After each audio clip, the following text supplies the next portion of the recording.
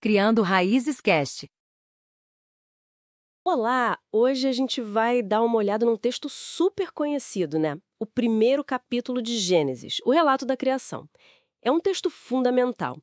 A ideia aqui é entender melhor como ele se organiza, os atos da criação, dia a dia e os temas principais que aparecem ali. Começa tudo com aquela imagem forte, né? A terra sem forma e vazia, tudo escuro, e o Espírito de Deus ali sobre as águas. Um ponto de partida, esperando acontecer algo.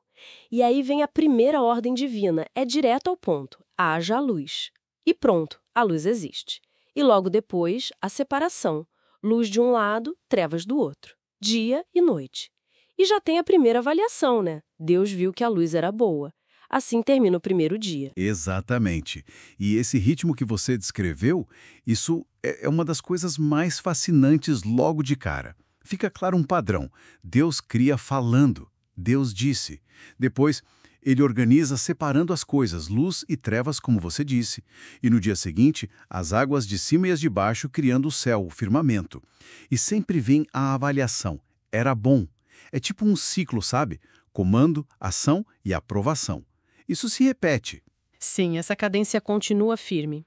No terceiro dia, mais separação. Água para um lado, terra seca para o outro. Mares e terra. E de novo, ele olha e vê que é bom. Mas não para aí nesse dia, né? A terra recebe a ordem de brotar vegetação, capim, plantas que dão semente, árvores de fruto. E aparece aquela frase que vai se repetir bastante. Segundo a sua espécie. Pois é, essa frase, segundo a sua espécie, ela marca uma ideia de ordem, de diversidade já organizada desde o começo.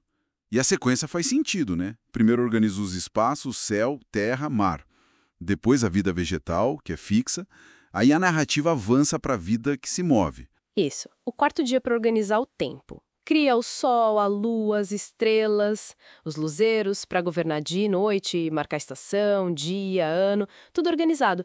E no quinto dia, aí sim, a vida animal começa a aparecer com força. As águas ficam cheias de criaturas, os céus cheios de aves.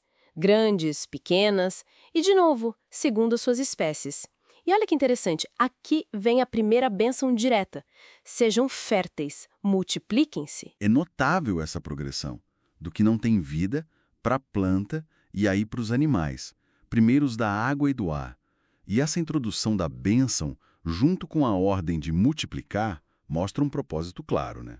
Que a vida continue, que floresça dentro dessa ordem que Deus criou. Não é só criar e pronto. E aí a gente chega no sexto dia. Parece o ponto alto.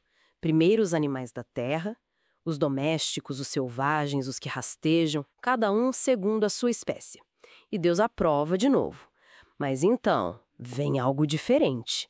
Uma mudança de tom, parece. Tem tipo uma conversa divina. Façamos o ser humano a nossa imagem conforme a nossa semelhança. E o texto reforça, homem e mulher os criou. E para eles, uma tarefa bem específica, ter domínio sobre os outros animais, sobre a terra, recebem também aquela bênção para multiplicar, encher a terra e também para cuidar dela, administrar, sujeitem-na. Isso levanta questões importantes, né? Dentro da própria narrativa, o que será que significa essa imagem e semelhança? E esse domínio? O texto não entra em filosofia, mas ele coloca a humanidade num lugar diferente. A criação do ser humano não é só mais um passo.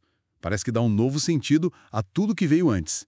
Isso fica muito claro na avaliação final de Deus. Como assim, na avaliação final? É que depois de criar o homem e a mulher com essa tarefa especial, Deus olha para tudo que fez, a obra completa. E a avaliação muda, não é mais só bom. O texto diz, Deus viu tudo o que havia feito, e eis que era muito bom. Esse muito faz uma diferença enorme. Sugere que, agora sim, está completo, perfeito aos olhos dele. Entendi.